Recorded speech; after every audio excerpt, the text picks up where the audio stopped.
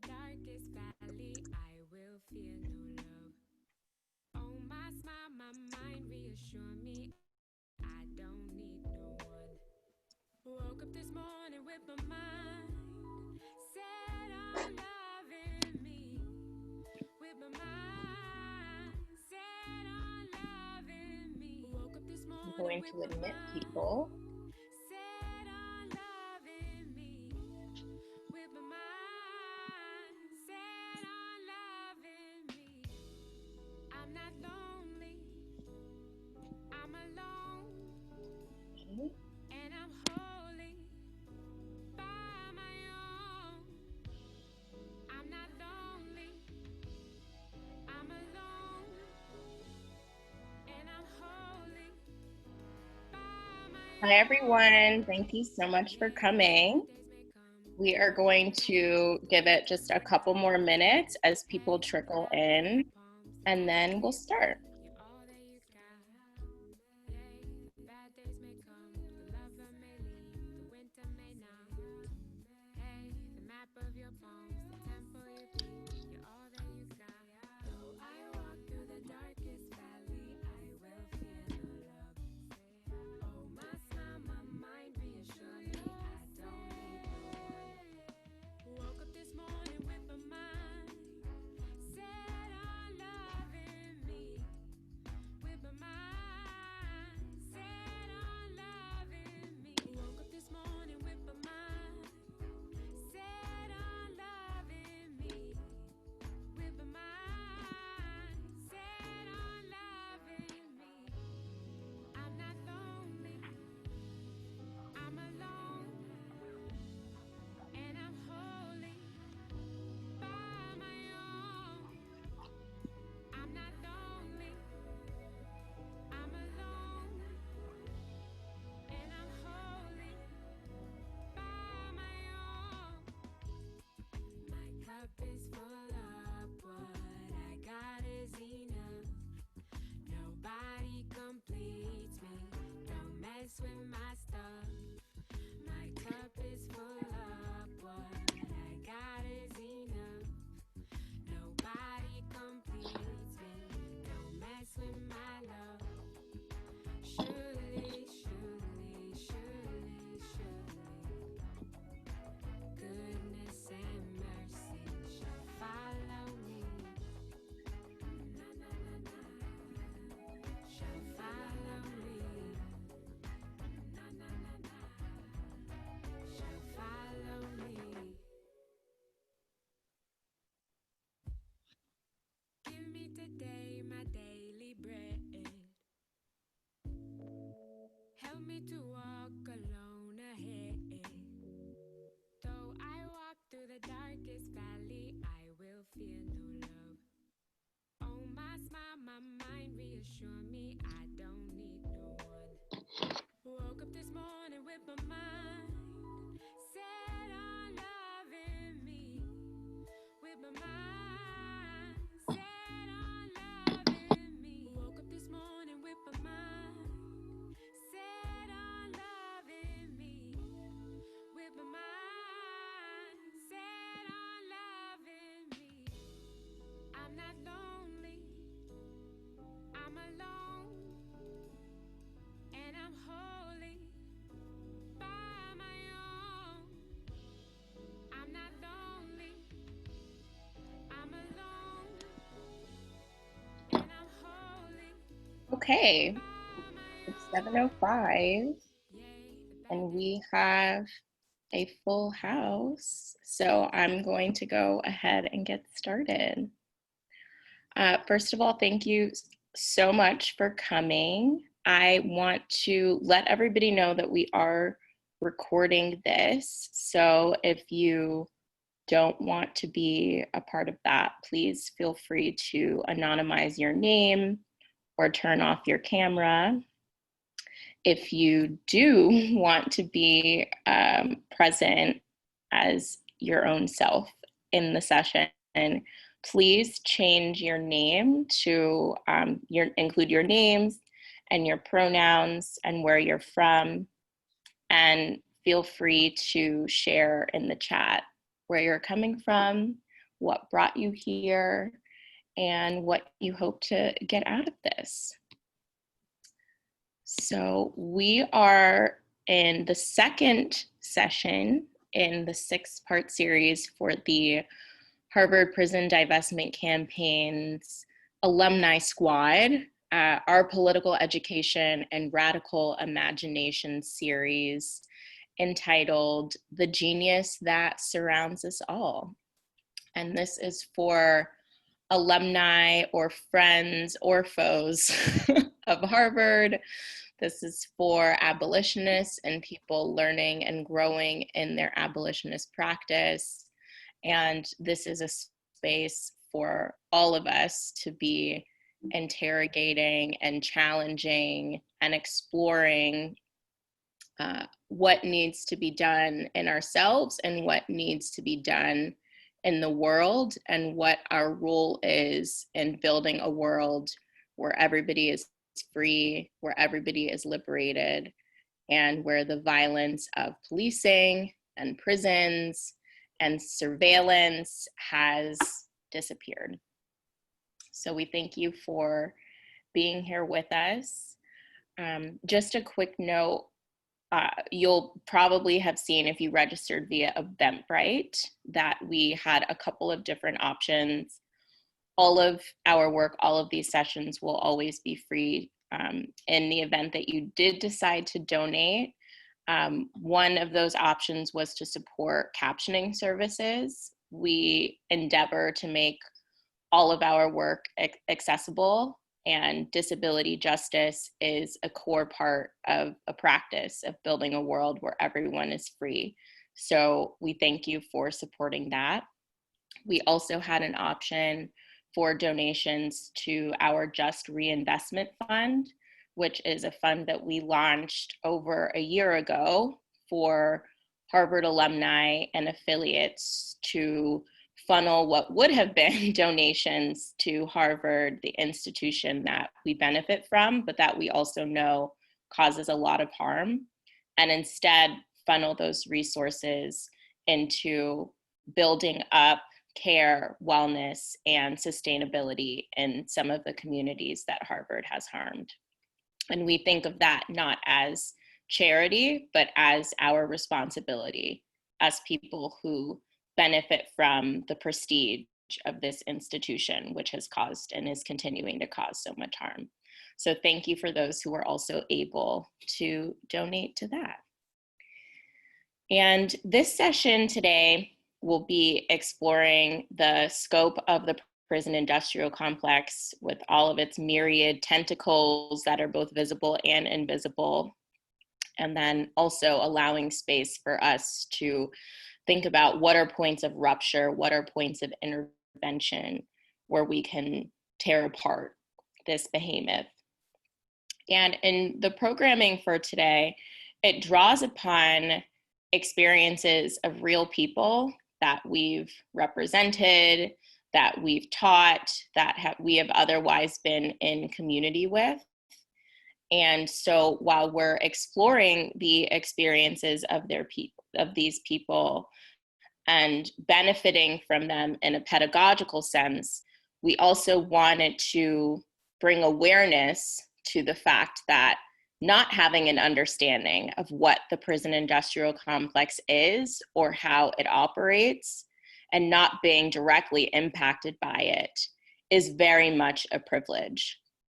And so we want to acknowledge that with gratitude for those who have shared their stories with us generously, and also with a commitment to making sure that we're using whatever privilege we come into this space with to further the goals of making sure that no other people are harmed and violated and victimized by this system. This is not intended to be any sort of trauma porn or poverty tourism, but the privilege of having a glimpse into the lives of those directly impacted by this system does demand a responsibility of us to continue to fight to shrink the scope of this system. And lastly, I wanted to acknowledge that this week, like every week, has very painful and very violent reminders of the death machine that is policing and the entire prison industrial complex. And I personally cried myself to sleep 2 nights ago when I read about Jacob Blake's story. And I want to acknowledge and honor that a lot of you might also be bringing some of those feelings into this space. And I think about abolition and an abolitionist praxis as constantly, on a daily basis, fighting against the ways in which white supremacy devalues Black life, and constantly, on a daily basis, committing myself to the practice of building up life-affirming institutions. That work is really hard sometimes, and it's even harder when we're bombarded by images and videos and stories of those who are, again, most harmed by the system. So I want to honor whatever feelings of rage or frustration or hopelessness you may be bringing into this space. And I hope that the energy that you bring can be funneled into finding ways for all of us to work harder to ensure that the type of violence that Jacob Blake and Breonna Taylor and Ahmaud Arbery and George Floyd and so many others experienced doesn't just keep happening. And with that, I would like to turn it over to those who are running the show for today. Thank you. Thank you for that, Amber. And thank you for that important centering of the reason why we come together and what the reason why we put together this education series in the first place. So I'm Megan. I take the she and they series pronouns, and I'm an organizer in the HBDC alumni team.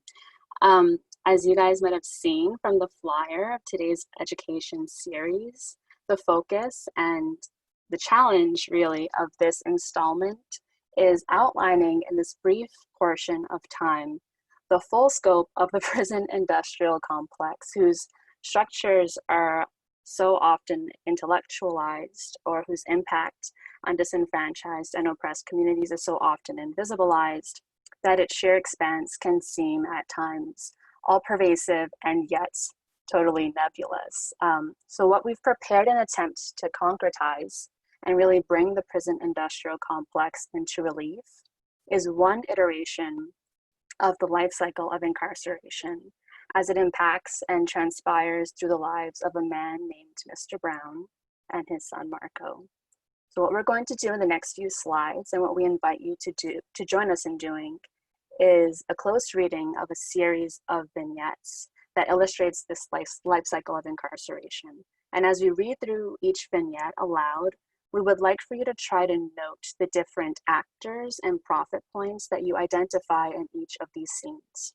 For any actors or profit points that stand out to you, that you either find totally surprising or totally unsurprising, we would like for you to share that information either in the chat as we go along or verbally as we read through each scene. Okay, so I'm going to go ahead and read the first vignette about Mr. Brown. And if you would like to read the next vignette or the one after that, you can let us know in the chat as well. We have about 7 vignettes in this section in total. Okay. So, Mr. Brown. Mr. Brown has been arrested for theft and has no money to post bail. He can call a family member for help, but they don't have the funds either. The median bail amount represents 8 months of income for the average defendant. He has not been convicted of a crime, but the consequences of his arrest can be catastrophic. The longer Mr. Brown stays in jail, the greater the chances are that he will lose his job, and since they rent, that his family will lose their housing. To avoid these repercussions, Mr. Brown has the option of going into debt to a bondsman, a company that will pay his bond in exchange for a substantial percentage on top of the bail amount. Regardless of the case against him, however, Mr. Brown chooses the alternative of pleading guilty and risking the long-term consequences of a conviction in order to be released within a more foreseeable time frame. So yeah, this is a lot of information in one slide. But yeah, so what we're asking is, what actors do you see in the prison industrial complex, or what actors do you see in this scene just by itself? What profit points do you see in this little story in and of itself? And you can share in the chat, or you can share verbally if you feel inclined.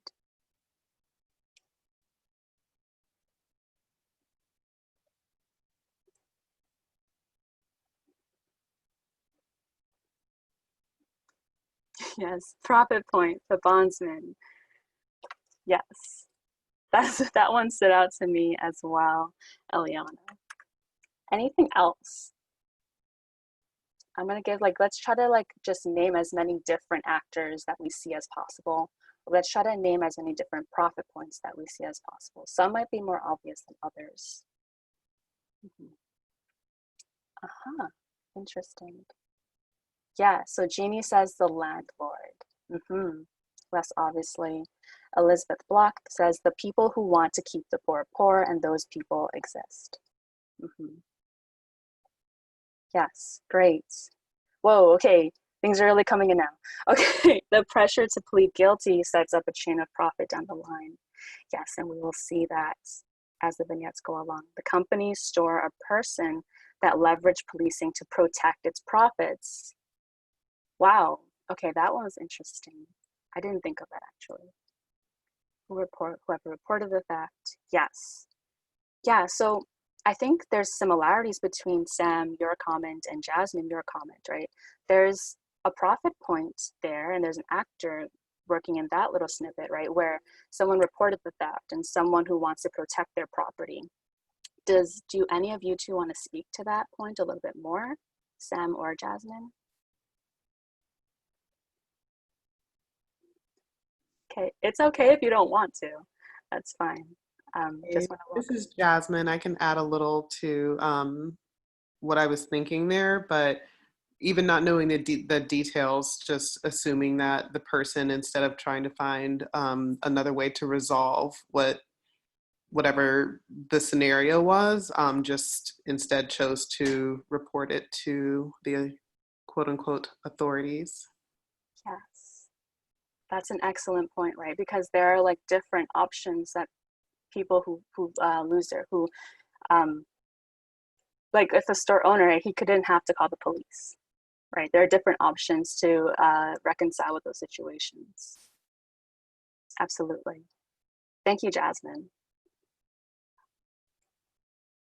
Okay, the prosecutor who forced a plea deal and collected a paycheck for it. Oh, okay, did not think of that either. Y'all are coming through, okay. We would love to have someone read next. Oh yes, that's also very true. So thanks y'all. This is great, right? So we already have a bunch of actors and profit points that honestly I didn't even anticipate myself, right? So we got, just to summarize before we go on to the next vignette, we got the bondsman, right? That one stood out, and that one is unsurprising in some difficult and disappointing ways. But we also got the store owner who called the police in the first place, like Jasmine and Sam pointed out. And we got the prosecutor, right, who was sitting there all along and helped Mr. Brown straight into a plea deal. Okay, all right. So with that, let's go to the next vignettes. Then, does anyone want to read this next one? It's going to be a little bit longer. Just yeah. It's a little bit longer. Does anyone want to read it? Sure, I can read it. Thank you. Sure. Okay, so several weeks into his sentence, Mr. Brown needs to call his son Marco for his 12th birthday. But phone calls aren't free in prison. CenturyLink charges Mr. Brown $3.75 for a 15-minute phone call. For Mr. Brown, that 15-minute conversation costs him 15 hours of work, where imprisoned people work for as little as 25 cents an hour. In addition to the price of external communications, many states now outsource kitchen staffing, equipment, and food preparation to companies like Summit Food Service and Compass Group that increase their profit margins by skimping on quality. Because the food is so inedible, Mr. Brown only eats in the chow hall a few times a week. He survives on an almost daily diet of off-brand ramen noodles that he purchases from Commissary, which is run by groups like Summit, Compass, and Sodexo. Commissary prices are up to 5 times the outside retail average, and its suppliers maintain a $1.6 billion industry, while states get millions in kickbacks. To help Mr. Brown pay for his food, his loved ones rely on Western Union or MoneyGram to transport money to him quickly. For a $25 payment to a telecoms company, Western Union charges Mr. Brown and his family an exorbitant amount of $10 to $12. Thank you so much for reading, Alyssa. So yes, so the same questions apply, right? What actors do we see? What profit points do we see? This one might, there's so many profit points that immediately show up because we seriously just got dollar signs, like legit in the vignette. But what about actors? So I want to challenge y'all to look not just at profit points, but also actors in this vignette.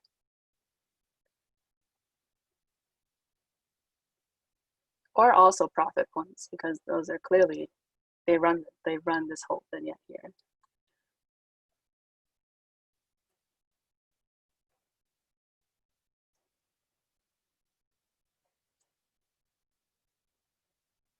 Right, so we got CenturyLink, right? They're clearly getting dollars in their pocket every time Mr. Brown wants to make a phone call. Telecom companies, yes, telecoms companies like CoraLinks. Yes, every time you try to visit a loved one or someone that you know, a friend who is incarcerated, if they suddenly cancel, CoraLinks just gets so much profit from those sudden cancellations. Telecoms companies like CenturyLink, food prep companies like Summit, Compass, Sodexo, yes. And it's interesting, right, that we point this out, because if we look at it, the real scenario where the prison industrial complex hits the ground and affects Mr. Brown's life on a personal level, their profit comes from Mr. Brown literally being a captive population, trying to just pay for food that's edible, right? So that's what they're getting profits off of. What else do we got here? The state's getting millions in kickbacks, yes. So the state, right, it's interesting that there's a bunch of ideologies that says that the state is kind of like this impartial kind of just actor that just oversees things. But over here in this scenario, we see the state is also deeply financially tied into the profits of the prison industrial complex as well. And that's also an actor, right? So yeah, so yes, thanks you guys so much. This, once again, just highlighting actors that I myself did not even immediately see when I worked on this vignette. Okay, great. Thank you all so much. Okay, does anyone want to read the next one? We have 2 more of Mr. Brown before we move on to see a little bit of what happens after Mr. Brown's story. Can you explain how the state is an actor? Of course. Thanks for that question, Eliana. So the state, when I say that the state is an actor, I mean that because of a simple fact that the state reeks in kickbacks from these profits means that the state is necessarily implicated in this story, right? Because of the sheer fact that they benefit and that they receive profit from Mr. Brown's incarceration means that they're already tied into the scenario and therefore an actor in it. They're either complicit or actively tied into it. All right, yes, I hope that answers your question. But okay, does anyone want to read the next one?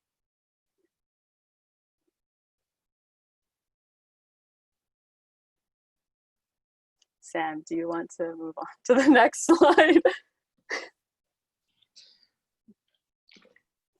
Okay, great. So, oh, Ash, okay, go ahead. In order to keep up with debt and fees piled up by telecom and financial service industries, and to ease his family's burden of transporting Mr. Brown money to help manage these costs, Mr. Brown finds a job in the severely underpaid prison labor industry. If he obtains a job in the Prison Industry Enhancement Certification Program, PICP, a program contracted at times by companies using prison labor specifically because of its low cost, Mr. Brown could earn as little as $1.45 an hour. However, because Mr. Brown is in federal prison outside of the PIECP system, his wages could be as low as 4 cents an hour. Regardless of his labor in or outside of the PIECP, all prison labor programs nevertheless have drastic payroll deductions, which force Mr. Brown to pay for his own room and board and other legal obligations. Yes. Thank you so much for reading, Ash. Oh, yes. Oh, we had a question. Take backs from private. Yes, so thank you so much. So on this one, also, what actors do we see? What profit points do we see?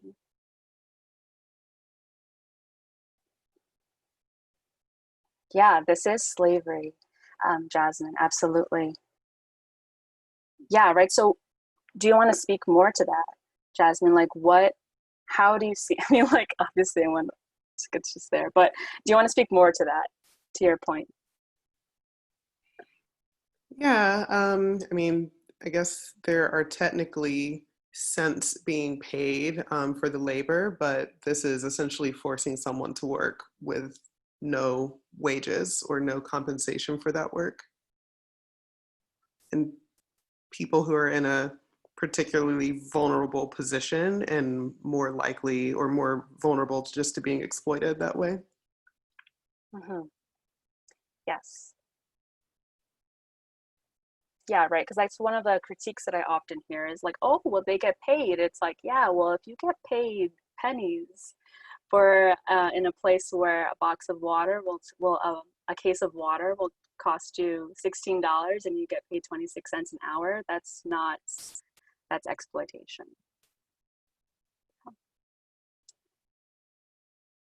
So good, right? So that's a wonderful question. I mean, that's a good point, right? Because it makes us see that if this is obviously an unjust scenario where people are being exploited and oppressed, that there has to be someone who is benefiting from that oppression, right? Who's benefiting from that exploitation. So let's name that person, or those actors, or those groups of people. Who do we think benefits from free to low cost prison labor? Is it in this scenario?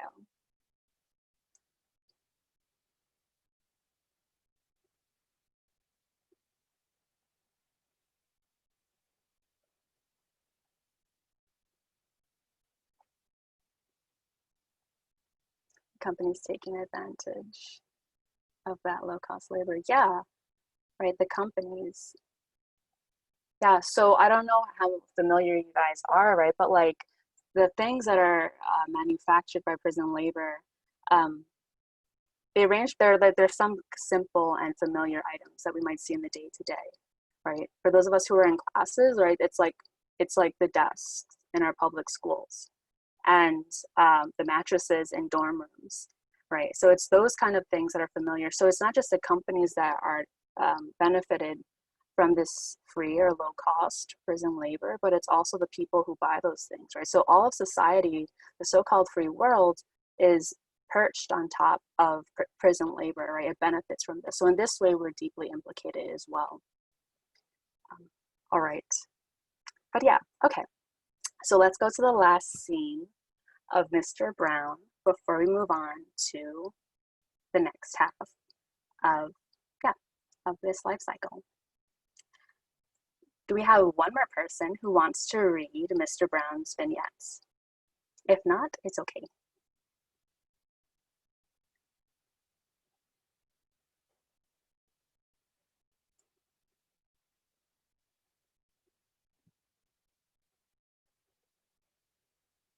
Okay, So I'll read it. Okay, so when Mr. Brown is released from prison, his relationship with the prison industrial complex does not end. Instead, Mr. Brown undergoes probation. At this time, the state forces him to submit to its power through the surveillance of a parole officer and a private technology provider. This surveillance is offender funded, meaning people on parole are charged monthly to be surveilled with supervision fees. Mr. Brown now also faces a difficult job search on the outside. He is hindered by multiple forms of legal and tolerated discrimination against formerly incarcerated people. If or when this discrimination impedes Mr. Brown's ability to pay for his surveillance or leads Mr. Brown to enter into illegalized economies, the surveillance company will notify the state and send Mr. Brown back to prison. So, actors, profit points. Yes. Yep. Thank you, Katie. Yes, the tech provider. Right, so all those companies that create also like surveillance technologies, ankle bracelets, for example, that monitor people who are on probation.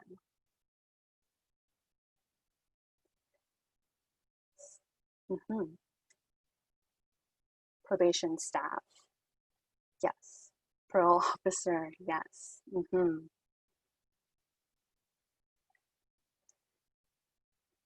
Yep. Okay. The state, yes. Okay. Employers discriminating, huh. Yeah, right. So they're an actor in this scenario, right? Because they actively contribute to the problems that Mr. Brown faces, the challenges and obstacles that he faces after he gets out, he's on parole. Yeah, so I think that it's interesting to discuss this scenario in particular because what it means to include Mr. Brown's probation and parole in this vignette, in this life cycle, means that he is not technically free, right? So there's the presumption that once he's released, he's free, but actually we see here that there's still so many actors and so many profit points that are still tied into this story following his arrest and incarceration. Yep. Yeah, right. And there's like also this kind of the people who perpetuate the belief, who participate in the belief that once you're in prison, right, that your labor counts less, right, in some way, that you shouldn't have to be paid as much. Thank you, Joe, for that comment. All right. Okay. So yeah, so Mr. Brown's story does not just affect him and only himself, it also impacts those around him and those in his life, as well as the people who benefit, but also there are people who are negatively impacted by his story and closely related to him. So in the next few vignettes, we're going to see how his arrest and incarceration impacted his son, Marco, and Joe is going to lead us in that discussion. So go ahead, Joe.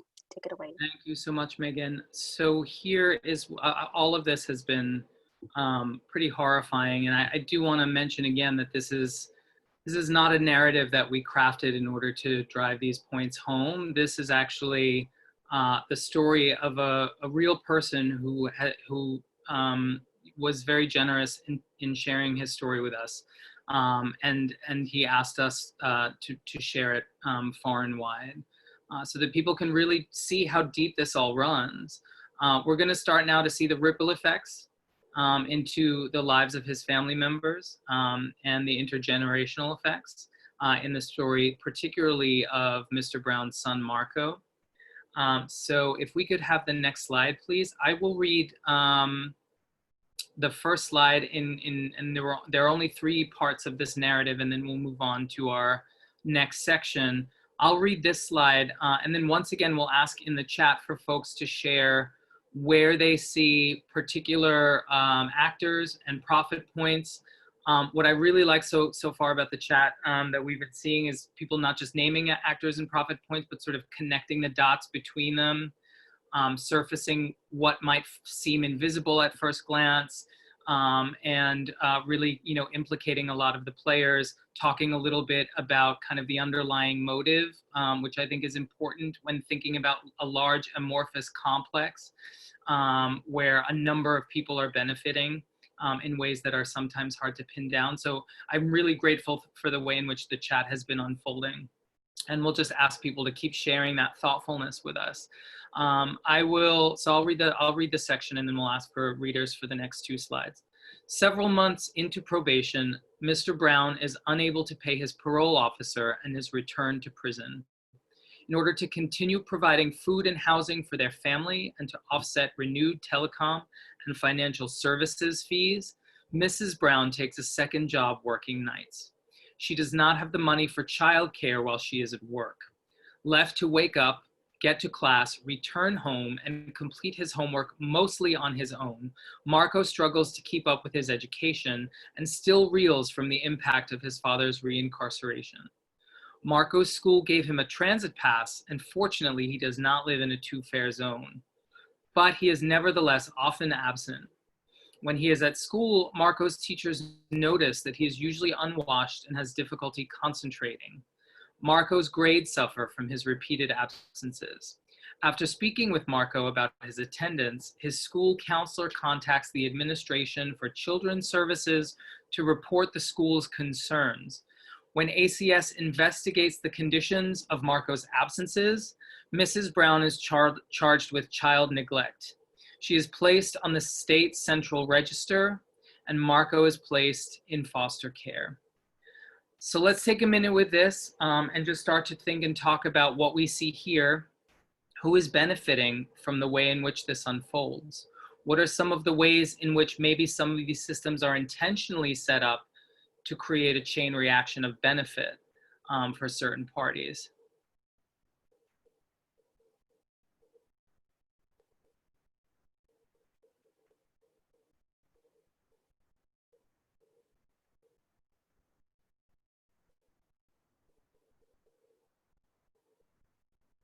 Any thoughts on just, naming the systems here that are operating? CPS, of course, foster care. And some of these, of course, it's important to note, may not necessarily be direct profit points, but these are industries that get perpetuated whose sort of purpose, whose reason for being is sort of self-creating on the basis of keeping people looped in these kinds of cycles. The school, the teachers, the school counselors. This is an important one. There's a narrative in our culture of education being a net positive. We know, of course, that that's not true in the way that the education system is so harmful to so many, and the way that it is itself a bureaucracy that is meant to self-perpetuate, largely through systems and mechanisms like this. Let's also talk about how fucked up it is to take someone's child away because they struggle financially, right? And that's a really big piece of this. The fact that just trying to keep up with the accruing and mounting costs creates situations at home that allow the state and corporations further penetration into the lives of this family, and further ways of sort of nefariously, creatively extracting profit from them. Yes, I agree, Megan. It is the criminalization of poverty. I feel like that's exactly a succinct way to put it. Is there anyone who would like to read the next slide for us?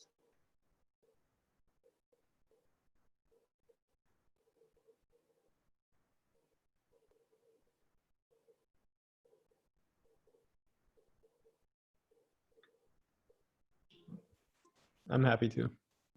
Okay. Is that Canyon? Yeah. All right, Canyon, go for it. Yeah, here we go. It's coming up. Marco is assigned a team of caseworkers, including case planners, education specialists, and behavioral therapists. After exhibiting signs of trauma from the moment social workers took him from his home in his pajamas without warning or the chance to gather his belongings, Marco is diagnosed with PTSD, bipolar disorder, depression, and anxiety. Children impacted by the child welfare system are routinely overprescribed psychotropic medications. They are 4 times as likely to be prescribed psychotropic drugs and are often on 5 or more psychotropic medications at once. Marco is placed on antidepressants and mood stabilizing medications. While in foster care, Marco's moved from home to home. He develops a record on his case file of verbal arguments with caregivers, physical fights with foster siblings, and running away. When Marco is eventually placed in a group home, he experiences a mental health crisis, and the foster group home staff call the police. Instead of receiving adequate mental health support, Marco is sentenced to 14 months in a juvenile detention hall. Because Marco lives in a state that allows 16 and 17-year-olds to be prosecuted as adults, Marco is still a teenager when he is incarcerated at the city's adult jail complex. Okay, thank you, Canyon. So again, we see some new systems, some new sectors coming online here in this part of the story. Some new actors emerging. Thank you, Katie. That was the big one for me. You know, it's never a surprise for me to see pharmaceutical companies arising in a story like this, but there they always are. And, you know, it does point, in my view, it also points to the ways in which capitalist society really medicalizes suffering, the idea that everything has a sort of a medical kind of aspect to it, and a medical aspect that can be, you know, turned into profit. It should be mentioned that these are all these are not, you know, curative treatments. These are maintenance treatments. These medications are supposed to be taken indefinitely. So it's certainly a mode of keeping pharmaceutical companies indefinitely in profit. Juvenile detention centers, right? We see Marco brought in to, you know, intergenerational incarceration now. We see that ripple effect really taking hold in the family. Every single specialist and therapist involved in his case, yes. So I'm so glad you mentioned that, right? Because these teams are assembled and they have really helping names, you know, specialists, therapists, and, you know, a lot of times these are just sort of self-justifying teams. We exist because the bureaucracy needs to be fed, and we need to keep this entire bloated system, you know, in business. Coach, yes, thank you. That's an often used one as well.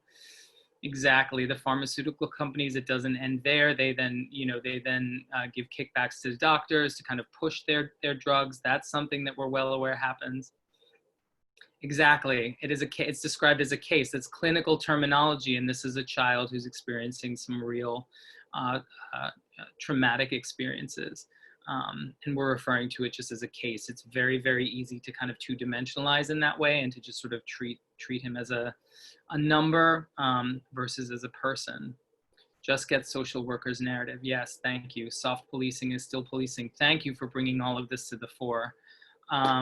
We're going to go on to the very last of Marco's narrative. One more reader, if we can get somebody who can help us out by just sort of taking us home and finishing out Marco's story, reading that for us. Sure, I can do it, Joe. Okay, thank you so much. Can we have the next slide up, please? There we go. Though Marco went to school while he was incarcerated, his credits do not end up transferring to his high school diploma. As a result, he is unable to graduate upon his release. Marco plans to eventually attain his GED, but now legally an adult and without the support of his family, he faces challenges with houselessness and finding work. His job applications and applications to public housing are denied due to his limited education and criminal record. Okay, thank you, Eliana.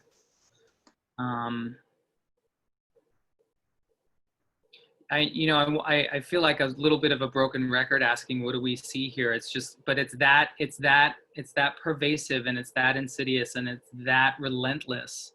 You know, we are sort of coming full circle here, where now Marco's poverty and the poverty of his family have become criminalized through the ways in which Marco himself has been abused by, neglected by, and sucked in by this system.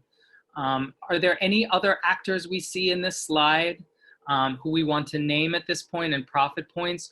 Or since this is the very end of our story, are there any kind of summative points that folks want to make as you think about how this entire story how you have received it, how it has landed with you?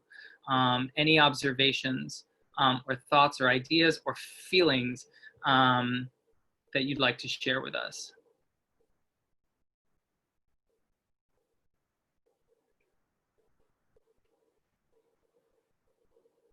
The state as an actor. Yeah, right. Yeah, the prison industrial complex, the idea of any kind of hyphenated industrial complex is this kind of, it's this marriage of public and private actors. You know, you often hear, particularly in places like Harvard, you hear the term public-private partnership thrown around. It's a glorified term. It's valorized. It's something that people speak of glowingly. We must have more public-private partnerships. But really, when it comes down to people's lives, this is what those partnerships look like. It's their partnerships in profiteering. In private housing, it's legal and so common to discriminate. It's so common to discriminate in the housing market. Absolutely. Okay. You know, so as we're seeing, the prison industrial complex is made up not just of individual companies that profit from prisons, but also whole industries and sectors adjacent to prisons, such as education and foster care and pharmaceuticals that derive their power and purpose from the expansive role of prisons in people's lives, and have a vested interest in incarceration being pervasive and intergenerational. I'm going to turn it over to Sam now, who's going to talk about these, what we call surrounding sites of carcerality. But before we get there, show us how the institutional actors that we've seen in Mr. Brown's story and in Marco's story fit into the larger complex. Awesome, thanks, Joe. So yeah, just watching this and seeing all of the analysis has been really amazing. And I know we had a comment early on that this was already feeling big. But actually, it's even bigger. So we want to, as Joe said, just take a couple of minutes to make some of the broader connections that, you know, aren't even necessarily on the surface of this day-to-day experience that we walk through. To do that, we want to explore a few other sites of carcerality that are connected to the prison industrial complex. So this is not an exhaustive list, but we're also thinking about education where we've already been, housing where we've already been, medicine where we've already been, but also things like the environment and the military industrial complex. Each of these spheres are tethered to the industrial complex directly, like in the ways that we've been moving through in stories of folks' direct engagement with the federal state.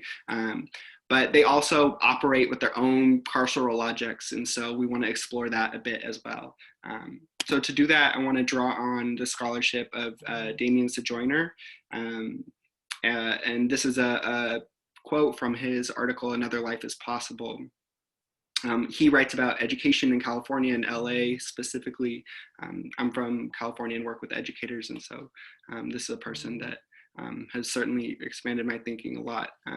So he says, the history of the education of Black people in Los Angeles in many ways foregrounds the buildup of the massive prison system and its complementary policing apparatus in California. Yet pushing the conversation beyond punitive forms of violence, education reproduces multiple forms of violence on Black youth.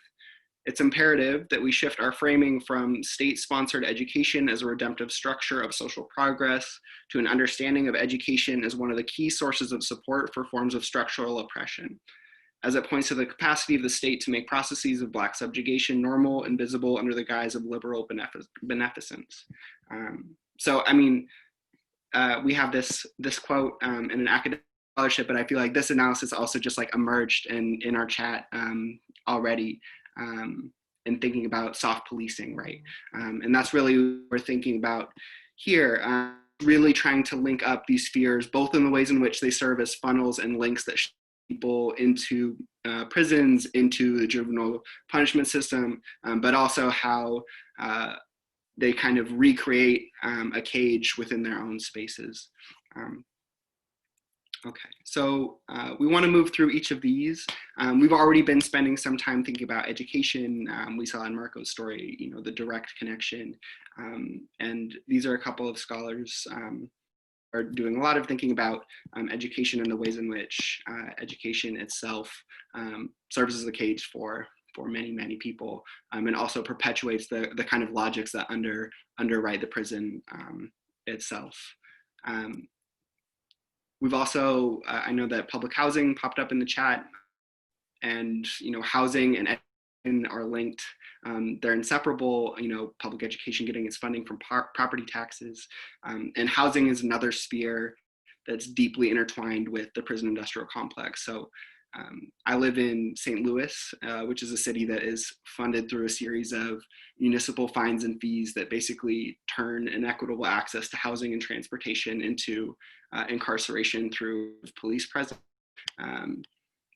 And that's not the only way that housing operates in this way. So many states have nuisance statutes that encourage landlords to evict tenants who try to use policing as a resource when they call the times, which disproportionately means evicting people with disabilities who need emergency services and people in abusive relationships without alternatives. So those are some of the direct connections between housing and policing in prisons, but housing itself has also served historically sort of as a geographic method of enacting violence and extracting resources from Black people. So those mechanisms have changed over time, from sundown towns to redlining to block busting. And today it's often, high rates and low rates of ownership and gentrification. And that's a big part of Breonna Taylor's story. So she was killed as a part of a political plan in her city to clear out residences in her partner's neighborhood, redevelop. And so her family is suing the city, and the city has responded by saying that this is sort of a gross mischaracterization, and that the plan is just neighborhood revitalization and stabilization, which is like just a facelift on the rhetoric, but really just masking, the lynching that has been taking place for decades. So we also talked about pharmaceuticals and the medical industrial complex.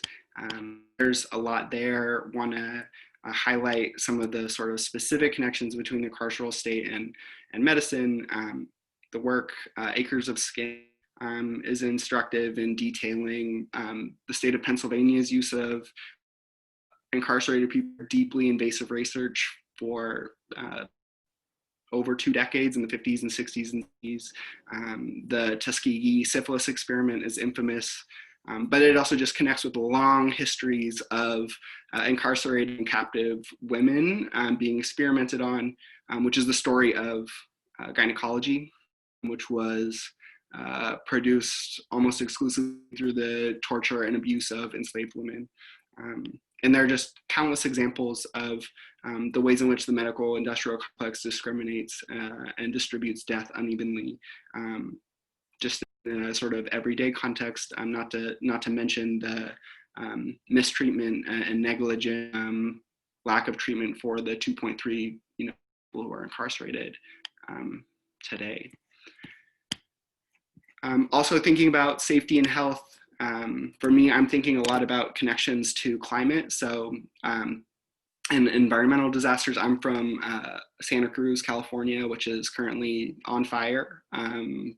Our negligence when it comes to climate change. And there again, the carceral state pops up. So the state of California employs over 2,000 incarcerated people to serve as firefighters. And they pay those people between $2 and $5 per day, not per hour, but per day. That goes up. They get disaster pay when they are actively fighting fires. It goes up $1 per day. And if that was not enough, people, if and when they are released, are ineligible to join fire departments. So just like layers and layers of messed up stuff here. And of course, stepping back a little bit, there are, just at a sort of broad scale, looking at, environmental disasters in cities like Houston and Flint, and cities in Louisiana, the state's kind of just overall neglect, inaction, action that has meant, people trapped, people poisoned, people losing everything that they have, people killed, people murdered, right? Is just another example of the ways in which this other separate sphere, whether it's FEMA or something else, acts as the carceral state outside of the context of a prison specifically.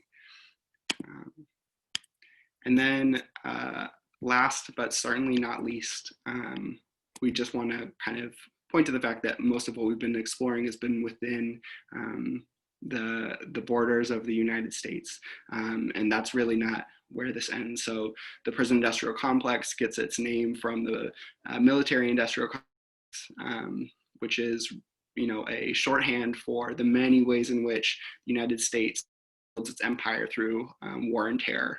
And so that looks like ICE-run concentration camps and midnight deportations. It looks like funding the occupation of Palestine. It looks like the war on terror and countless other international interventions through capitalism that, you know, destabilize and steal from people across the globe. And importantly, those technologies come back and reinforce the prison industrial complex. So that means tanks and guns and tear gas deployed against protesters, and even subtle things like the both strategies and rhetoric of community policing, which is a war tactic to gather information for war. So all of these spheres deserve their own sessions, if not series, but we just want to make sure that we're connecting further and further out. Okay, I'm out of breath in a bunch of different ways. And so just want to come back to where we entered this, which was to say, this is a lot, there's a lot here. And even this is not exhaustive, even if it is exhausting. And our hope is that by really doing the work to unravel the different layers and map all of this out, we can see that there are almost endless possibilities for disruption in all these systems, right? Because the prison industrial complex is connected to all of the institutions and actors around us in our lives. And so that's really where we want to turn next, is thinking about different ways to break the flow of the prison industrial complex and what it feels like to be contemplating those actions, knowing that this web is so stubborn, so pervasive. What does it mean to be thinking about our strategies, what might work, what risks we are taking? Okay, so concretely, what that is going to look like is that we are going to revisit some of the contexts where we've been with Mr. Brown and Marco, and ourselves in those scenes as a different actor with the possibility of trying to disrupt and rupture the prison industrial complexes, processes, and outcomes in these vignettes. So how we want to be thinking about this, just to add a layer, is that anytime we're thinking about intervening, these systems, it lives on a sort of continuum of risk and rupture. And so we really want to be feeling through what it looks like to take different kinds of risks, to be thinking about risks in different kinds of contexts. So we'll place you in a scenario and we'll ask you to really kind of share what surfaces for you. What are the thoughts? What are the feelings that you encounter? You are taking a tiny step to frustrate the purposes of a state agent, or the that you feel when it doesn't do enough, or the elation that you might when you crumbling, burning, but also the fear that you feel when you see the state kind of bearing down on you in reaction to that. So with that, I will pass it back to Megan to take us through our next segment. Yeah, thank you for that whole thing, Sam. Oh my gosh. I'm so grateful for your insights into all of that. Oh my gosh. Okay, so yeah, so like the first session, I'm going to read the first alternate outcome to a scene from Mr. Brown's story. As we read through these different sites of possible ruptures in the prison industrial complex and our carceral mentalities, we would like for you to convey your immediate reactions to these possibilities by using the annotation function. So it's at the top of your screen. You'll see like your viewing Sam, he, him, STL screen, and then view options. If you click that, you can activate your annotation function. And as we read along, what we would like to do is we would like for you to do is share your immediate reactions directly on the slide. There's going to be a section where you can do that. You'll see when we get there. But yeah, so to give y'all some ideas of what forms your reactions may take, your annotations can be as simple and concise as words that immediately come to mind, somatic feelings that you immediately experience, or emotions that you immediately recognize in yourself. Or they can be as creative as song lyrics or colors or images that immediately come to mind as well. So we're just trying to get all that information and capture it on the screen where we can all see it together. Okay, so with that, let's go to the first alternate scenario. Okay, so you are a community member who sees a live stream from your local news about Mr. Brown's arrest for taking supplies from a local business in your neighborhood. Commentators praise law enforcement officers for protecting the community. They complain that innocent businesses are being looted and that more community policing is needed for protection. Right, so that's the context. Sam, if you can go to the next. Thank you. Yeah, so you reach out to your circle and search online for a local bail fund that helps break people out of your local jail, but you do not find any existing organizations around these specific efforts. You contribute to a national bail fund instead. Okay, so immediate reactions to the decisive measure that you took as a community member in this context.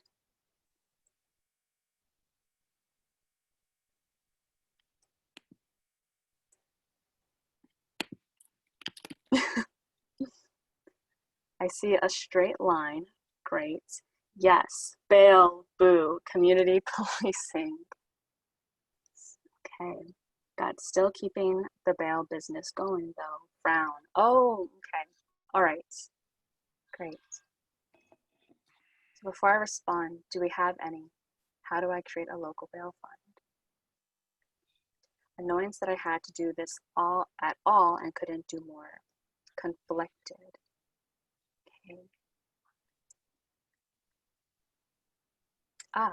Okay, so I see we got like 2 votes almost on annoyance and couldn't do more. Okay, so here's what I would do. Find the person who was arrested and cash app him. That's a vibe. Okay.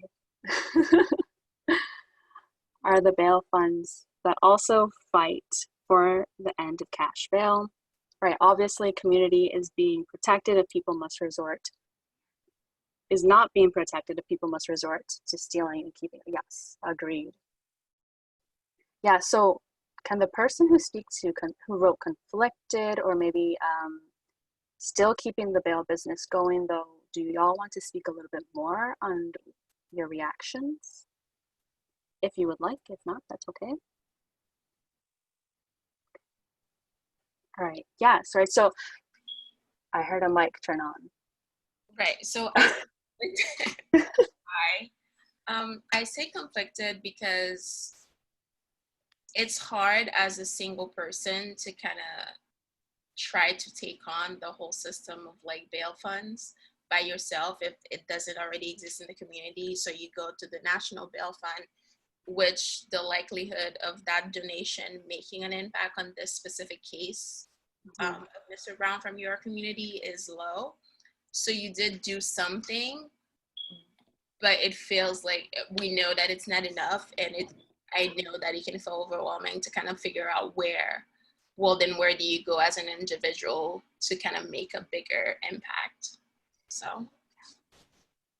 Yeah, absolutely. Was it, yeah, lovely. You're speaking. I didn't see a face. Okay, yes, it was you. Great, thank you for that.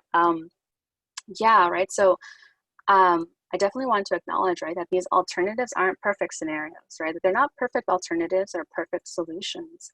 And definitely what we want to get into a space of here is like that contemplative kind of space where we really ask ourselves whether or not our solutions feel like they address the full gamut, right? And whether or not like our expectation that they should address it is a realistic expectation. because this is a hard scenario that we're in, right? As Sam pointed out, the carceral state is totally pervasive and it's literally everywhere. How do we feel like how can we actually feel like we are making decisive measures to address that when the whole problem feels so large and our solutions can feel so minuscule? Yeah, right. So we have that other comments that says, we still keep the bail industry alive. And I feel like that contributes to that point of conflict as well, right? Is this enough? But also like we're still putting money in the bondsman's pocket. So yeah, great. But yeah, thank you for all of your responses. Let's go to the next one. Does anyone want to read it? It's the same context. It's just a different decisive measure that you take as a hypothetical community member.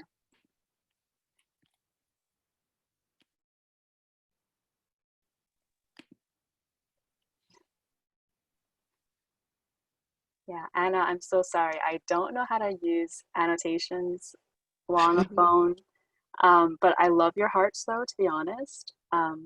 If you're okay with just sharing them, they're definitely doing the job. But if anyone else knows how to add annotations on a phone, can you help Anna out? I was trying to unmute myself to read or Yes. offer to read and left a heart by mistake, so that'll just be there. Go ahead. Thank you so much for volunteering to read. Okay. You're a community member who sees a live stream from your local news about Mr. Brown's arrest for taking supplies from a local business in your neighborhood. Commentators praise law enforcement officers for protecting the community. They complain that innocent businesses are being looted and that more community policing is needed for protection. You call your local community garden to secure 3 plots for produce. You call your friends to organize rotations for gardening and food distribution. Many of your friends are non-committal. Yes. Thank you, Jasmine. So how do we feel about this? Immediate reactions. Where does this, what about somatic experiences? Relate to the non-committal friends part. Yes. Oh my gosh, yes.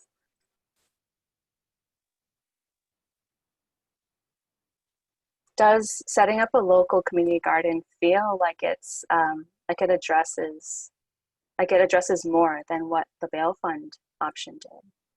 Impossible to actually grow enough food. People to sustain a small growing area. Reiterated being somewhat small. Might need new friends. Oh my gosh. Yo, literally nourishing, but frustrated that we can't do this for all.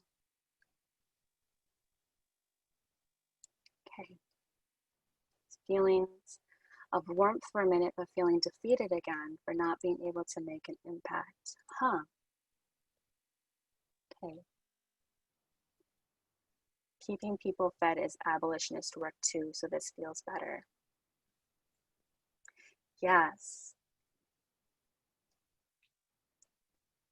So yeah, right. So the points that a community garden, right? We think of it sometimes as like, oh, it's just a garden, right? It's full of vegetables and stuff, but it's also abolitionist work, right? It has that like those political ramifications to it.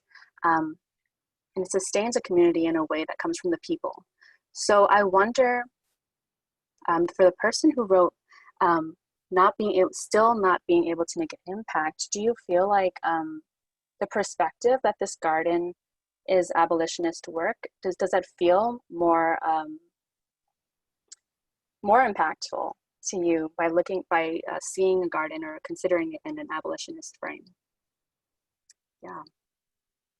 Once again, you don't got to speak to it. Hi, that was me again. Huh?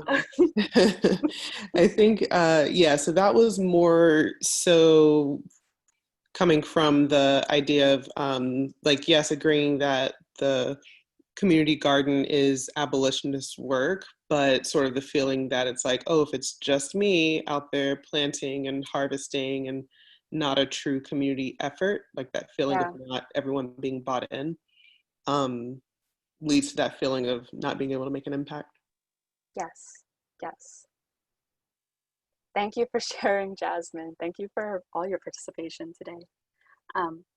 Yeah, I definitely feel like similarly, right? With many of the actions that we take, like, is it ever enough, right? Because the problem can feel so vast sometimes. And I wonder how we will reconcile that with that. I don't think we'll have an answer within this tiny period of time, but I think it's really important that we get to that space where we start asking ourselves, like, how much are we invested and how much do we expect this to impact and make a difference just for ourselves? Yeah, okay, that might have not been clear. But let's go to the last point of rupture for Mr. Brown before we turn it over. Okay. So now we're in a completely different context, right? You're a community member still, but without in a society without police or jails. So does someone want to read this last point of rupture, this last alternative scenario?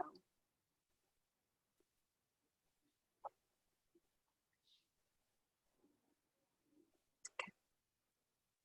All right. So yeah, so I'll read it. So the group currently serving as the Garden Council, so we're still at the Garden Council calls a community meeting to discuss what led someone to steal food from the garden. No one comes forward to share what happened. Still, you need to determine what resources need to be redistributed and what to do to ensure that everyone still has what they need. The meeting ends without consensus. Okay. Immediate reactions. Words that come to mind. Emotions that you immediately experience. I feel like we all kind of left behind the draw option, but that's also still a possibility.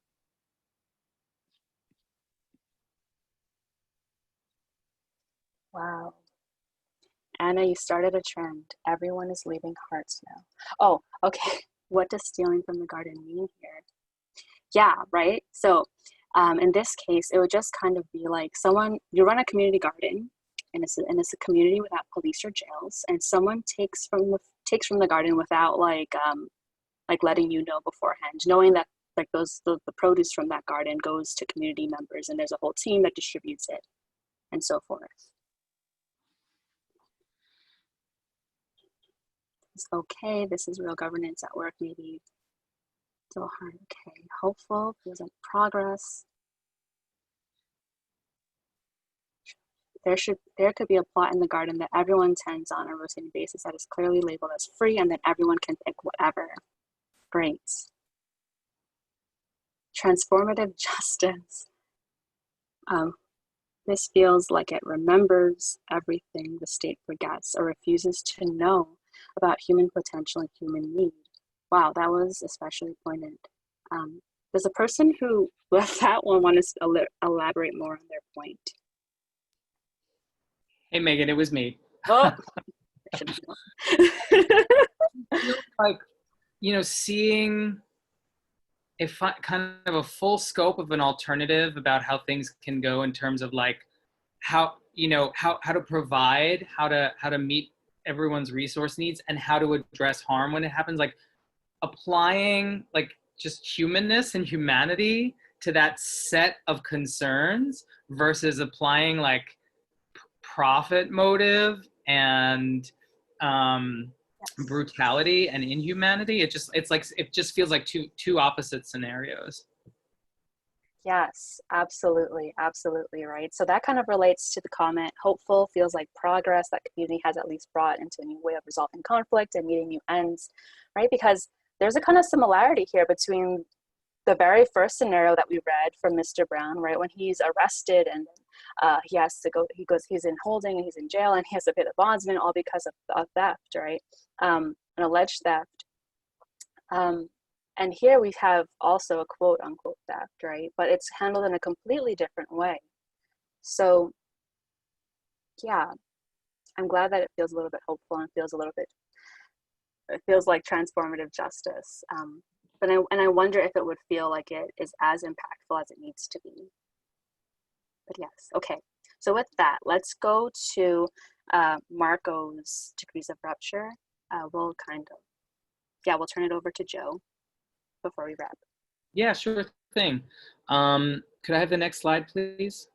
So I'll actually go ahead read each of there are only a couple of scenarios, and I'll read them partly because it's 8:15 and I want to respect everyone's time and make sure that we have time to do this really powerful closing that Amber's going to do for us. And I would love to kind of, use everybody's really wonderful kind of collective energy and thoughts and feelings to focus on these sites of rupture without having to focus too much on kind of a rotating round of readers. So I'll do the reading, and I'll ask you all to just kind of, as you did before, weigh in with your annotations, your thoughts and your feelings on each scenario with different degrees of rupture. So you are a social worker responsible for investigating the conditions of the Brown household and the reason for Marco's academic performance. You learn that Mr. Brown is incarcerated for violating his parole, that Mrs. Brown is rarely home to care for Marco, and that Marco is frequently home alone. Okay, so that's the kind of the basic setup of the situation, the the hypothetical here. Can I have the next slide, please? So, first degree of rupture. Without legal alternatives, you conclude that removing Marco from his home will benefit Marco because though he will be separated from his family, he will receive the care of the city and the state. What's coming up for everybody here? Blech, boo. Yeah, it's not quite feeling so much like rupture, is it? Do not have the range or the track record, right? Right, exactly. And this is where, again, places like school, which seem to be these benevolent forces or are thought so culturally, it's really hard to entrust them when you know that this is happening and this is what's going to keep happening. Traumatic, yes. Responding to violence by more violence. How are you sure he will receive adequate care? So what's going through the mind, what care exactly? What's going through the mind of somebody who thinks this, right? It's, there is a certain misguided benevolence to this approach in that, I want to help, but I have the assumptions of society encoded in me in terms of what's helpful and what's available to me. That's saviorism. Yeah, the idea that the state knows better. Whoever wrote that, do you want to speak to that a little bit more?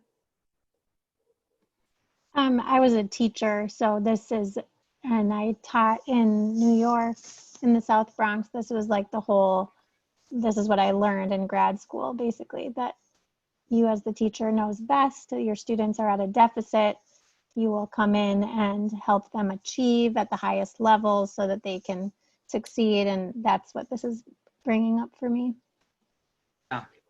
Yeah, thank you for that, Eliana. Okay, so it doesn't really feel like this is feeling all that rupturous for us. Let's move on and see what we can kind of turn our thoughts and attention to next when we start to reach a little bit further into the counterfactual and into the emergent possible. Can we have the next slide? Thanks. So in the same situation, Mrs. Brown, seeing Marco's school after school program as glorified detention, rejects an offer to enroll Marco in the state-funded program. You underreport evidence to avoid your boss determining that Marco's case constitutes neglect, and you connect Mrs. Brown off the books with a local community group that organizes childcare. In violation of the terms of your employment, you personally pay for a tutor to support him with homework. How is this making us think and feel?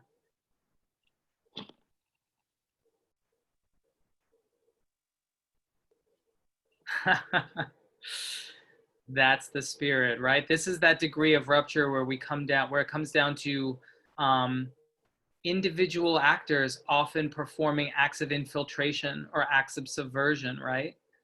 Nervous, but also relieved, right? Breaking unjust rules. I hear that. This is better. We're getting there. I get a sense that people are sort of like, all right, this is sort of, there's movement in the direction of positive rupture, possibly even as we move beyond this, potentially transformative rupture. Conflicted, right? Because what we see is you're taking on more risk. Like this degree of rupture involves more reward in terms of the potential outcomes, but also more risk on your own part.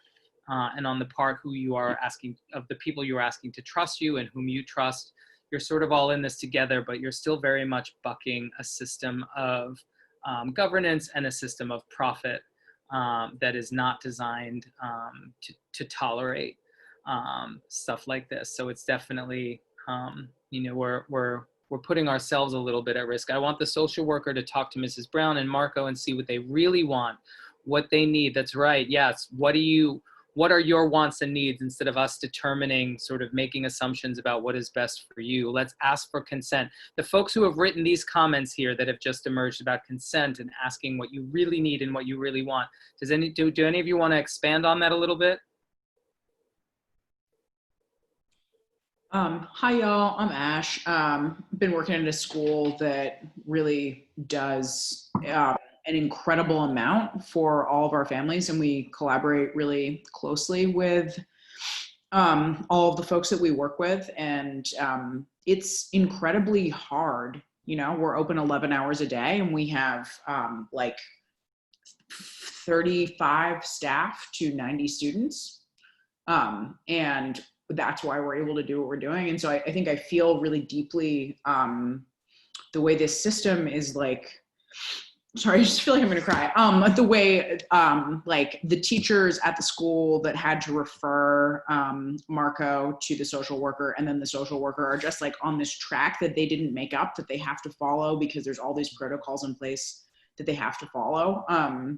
And that like, there are all of these other options of like truly collaborative solutions where you can be like, okay, like clearly y'all needs a bunch of support. And I think like there's all these resources and there's all these organizations out there, and it's making those connections is essential. And it just like, it feels like really fucked up that like teachers and social workers don't have more options. And yeah, I don't know, I'm just like feeling that. Yeah, and often feel caught up in the system themselves, which can be a really difficult place to be. Somebody else wrote thinking about burnout, right? Because this is one person taking on one sort of kind of, you know, vigilante approach themselves in a really powerful way. But, you know, it's not something that, you know, feels super sustainable for one person to do. We have to be thinking societally at this level together. Thank you so much for that, Ash. All right, let's think a little bit about one last degree of rupture for this scenario. Can we have the next slide?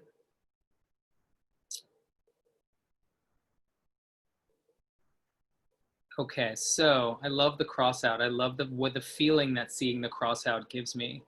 You are a member of a community without police or jail. So Marco's parents rotate in supporting Marco's learning. You are a community care worker who supports parents in their roles as teachers and caregivers. You recognize that Marco's parents are struggling to help Marco connect with math concepts. You organize a workshop with Marco's parents and others facing similar challenges on creative pedagogies. Half of the parents who need help attend your session. What's coming up for us here in this scenario? First response is a heart. We got some love going for this. We got a lot of love going for this. Man, it's hard. Feels like actual care.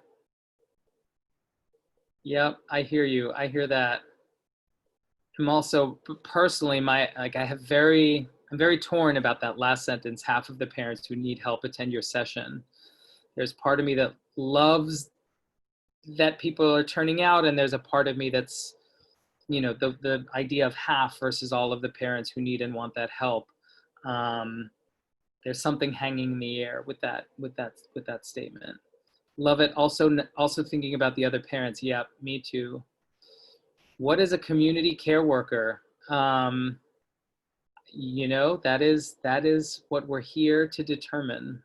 These are roles not without precedent, but these are the kinds of roles that are part of a just and abolitionist future that we need to be, you know, imagining more together and at the levels of kind of group, you know, learning systems and care systems like this.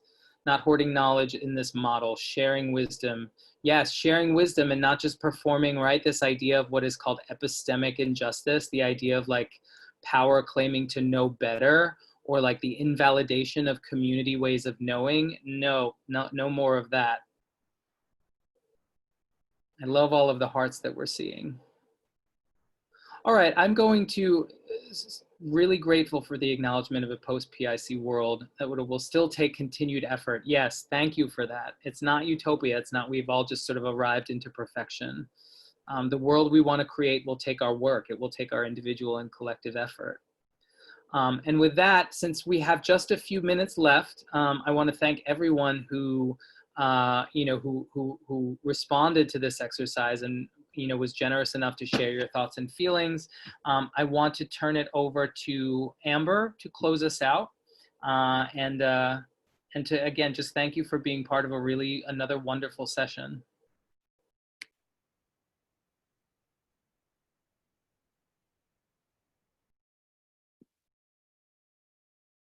Thank you, Joe, for taking us through that.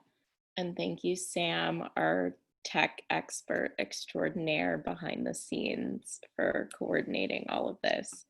I'm so deeply moved by everything that came out, and that particularly the last part around we're gonna have to both work and also work our imaginations to come up with the new roles that we need in this new world, and we can do our best to enact them now in the ways that we can, but also understanding that we're not tied to what we have now, and we can do things so much better, and we can do things totally differently and envision roles and work and positions and communities that look totally different. So thank you for that. Okay, if I could go to the next slide. Yes, I'm so excited for this. So to close us out of what has truly a session that has literally brought me to tears, I'm going to share a poem by one of my favorite revolutionaries, Assata Shakur, from her autobiography that I cannot recommend highly enough. And then I'll close this out with logistical boring stuff, but just take a deep breath, breathe in light, breathe out darkness, roll your shoulders back, unclench your jaw, and let's dive into Mother Assata. I believe in living. I believe in the spectrum of beta days and gamma people. I believe in sunshine, in windmills and waterfalls, tricycles and rocking chairs. And I believe that seeds grow into sprouts, and sprouts grow into trees. I believe in the magic of the hands and in the wisdom of the eyes. I believe in rain and tears, and in the blood of infinity.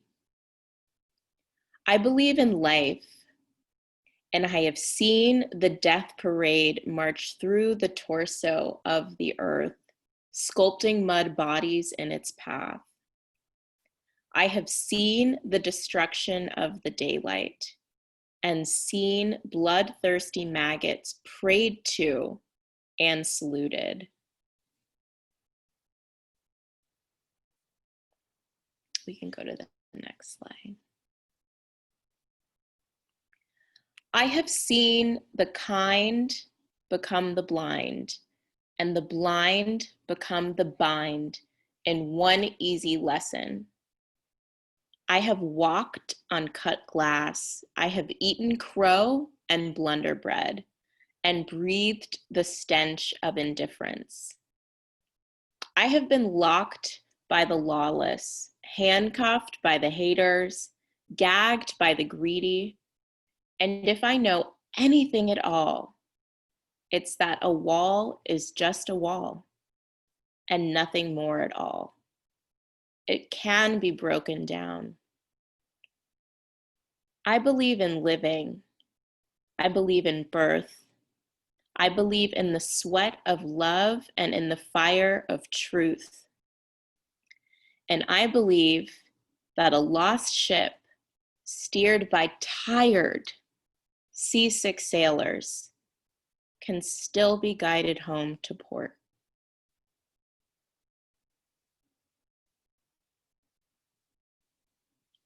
Wow. Every time I read that, it gives me chills. And it was such a pleasure to invoke Mother Asada into this space, her words and her wisdom and radical imaginings about a future that we as tired seasick sailors can still guide our ship into. Thank you so much for sharing this space with us and bringing all of your energy into this space. And Sam, if there's another slide after this one, yes. So this is just a quick preview. As mentioned earlier, this is a 6-part series, so session 3 will be sometime next month, and we'll be going through the history from chattel slavery to today, and we'll be sure to announce the time and date for that. And you can see on the screen a sort of preview of what we plan to cover for the rest of the session. And is there another slide after this one? Here we go. So here are some ways to stay connected with us. Our Twitter account at Harvard PDC alums, our email address, alumni@hpdc.mayfirst.org, and ways to contribute to our Just Reinvestment Fund at economicdemocracy.us/reinvest. And I actually forgot to do this earlier, but when we left you all last time, we asked you to commit to a couple of tasks of finding an accountability buddy for continuing your political education, of committing to one act in furtherance of abolition, and I was supposed to hold space to share some of what you all had committed to and whether or not you had checked off some of those boxes. But it is 8:33, so what I will do instead is invoke those same asks, those same accountability points about finding a partner to go through a political education journey with, about committing yourself to acts, some of what we covered, the ruptures, the interventions into stopping the flow of the behemoth of the prison industrial complex, whether that's, you know, contributing to a bail fund or working to distribute meals through a mutual aid fund, or just making sure elders in your community have the medicines that they need to get through this pandemic, or doing phone zaps for the local jails and prisons, especially those that are in the path of this hurricane and urgently need to be evacuated. The behemoth that is the prison industrial complex has thousands of pressure points that we can break and exploit. So although it is vast, although it is insidious, it is indeed vulnerable. And I promise for the next session, we can actually hold space to talk through some of the ways that we attack this beast between now and then. But in the meantime, thank you all so much for coming. Sorry for being a couple of minutes over. And please do keep in touch with us, and we look forward to seeing you next time.